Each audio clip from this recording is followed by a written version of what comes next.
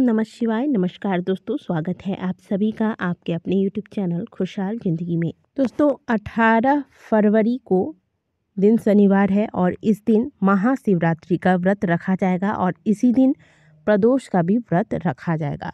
महाशिवरात्रि के पूजा में रात्रि के 4 पहर में पूजा आराधना करने का विधान है। इससे महादेव विशेष रूप से प्रसन्न होते हैं।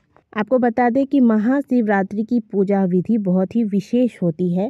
रात्रि के 4 पहर में जो आप पूजा आराधना करते हैं, इस दौरान महादेव की अभिषेक अलग अलग वस्तुओं से की जाती है। तो यदि आप भी रात्रि के 4 पहर में महादेव की पूजा आराधना करना चाहते हैं, करने वाले हैं, तो यह वीडियो जरूर देखिएगा।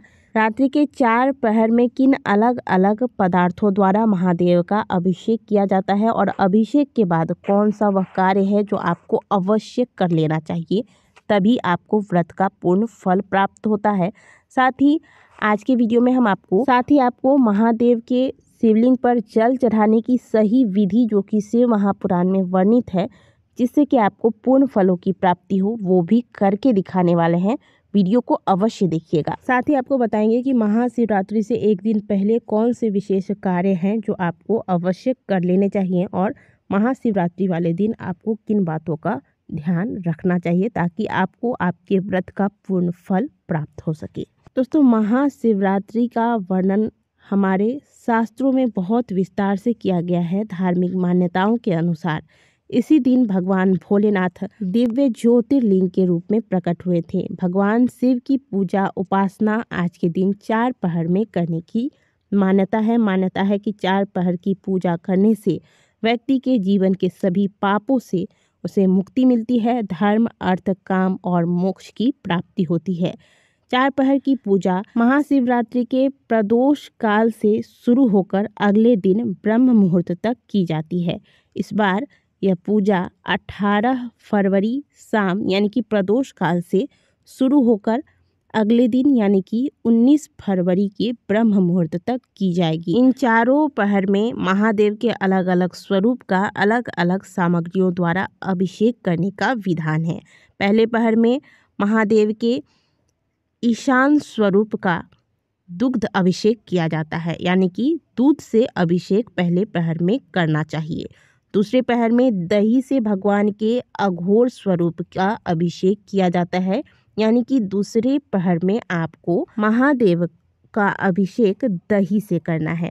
तीसरे पहर में महादेव का अभिषेक घी से किया जाता है। इसमें भगवान के वामदेव रूप का अभिषेक किया जाता है और चौथे पहर में शहद से सधोजात स्वरूप को अभिषेक करके पूजन किया जाता है और यह पूजन जो है यानी कि चौथे पहर की पूजा अगले दिन ब्रह्म मुहूर्त में की जाती है। महाशिवरात्रि की यह रात महासिद्धिदायिनी है, इसलिए इस महारात्रि में की गई पूजा अर्चना विशेष पुण्य प्रदान करती है।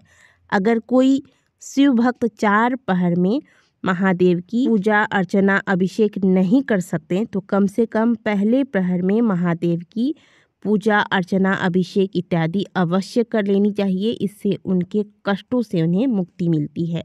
अब कई लोग होते हैं कि प्रातःकाल उठे, स्नान इत्यादि किया, महादेव का अभिषेक करा लिया और फिर फलहार इत्यादि लेकर बस उनका पूजन समाप्त हो गया। ये आपको नहीं करना है।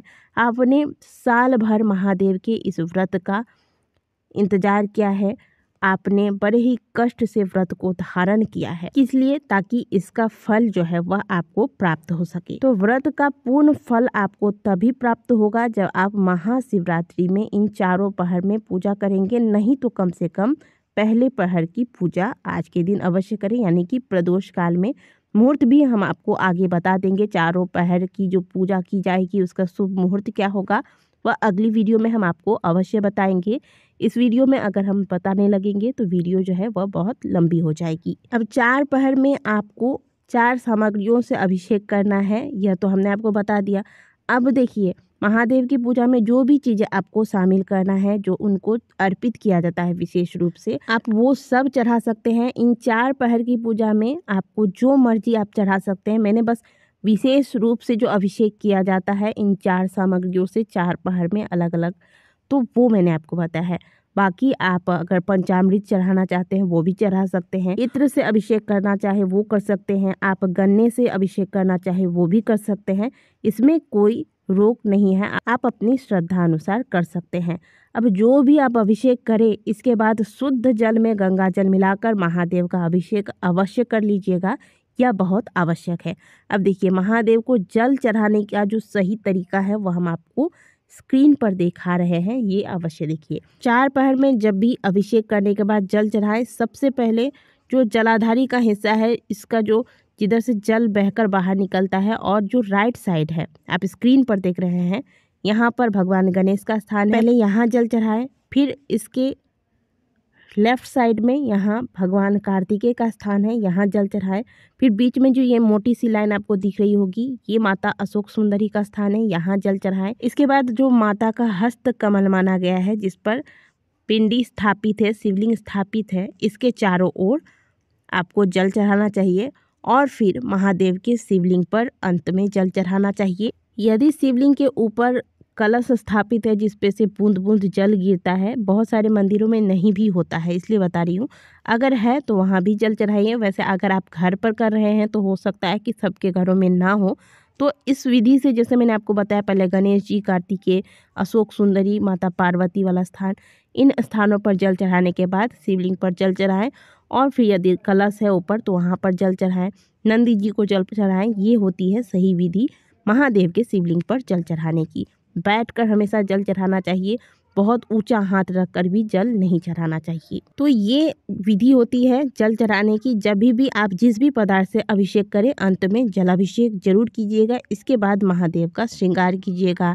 श्रृंगार के लिए आप भस्म रख लें, थोड़ा सा अक्षत रख लें, चंदन रख लें और फिर पुष्प, बिल्वपत्र इत्यादि से महादेव का श्रृंगार कर दें। फलों का भोग लगा दें और फिर भगवान की आरती विधि पूर्वक कर लें। इस प्रकार से पूजा करें।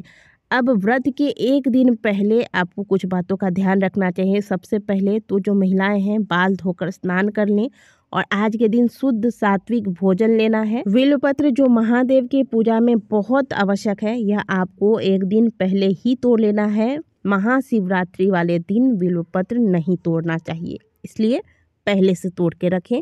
तोड़ के साफ करके गंगा जल में डुबो के रख दें और फिर अगले दिन पूजा के दौरान गंगा जल में से निकालकर फिर इस बिल्वपत्र को चंदन का लेप करके महादेव को चढ़ाया जाता है।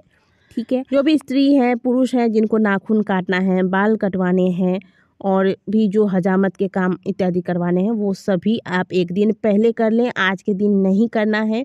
व्रत वाले दिन में केवल और केवल भगवान का ध्यान कीजिए। शिव पूजन, शिव कथा, शिव चालीसा, शिव स्तोत्रों का पाठ करें। ओम नमः शिवाय का जप करते हुए रात्रि जागरण करें। किसी भी प्रकार की निंदा चुगली में नहीं पड़ना है, केवल शिवमय हो जाना है आज के दिन।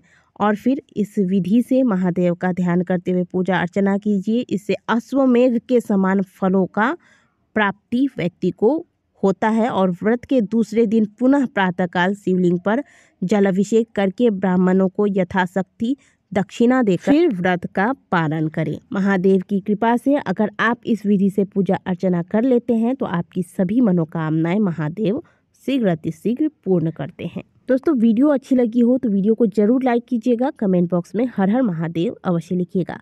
मिलते हैं आपसे अगले वीडियो में, तब तक के लिए ओम नमः शिवाय, हर हर महादेव।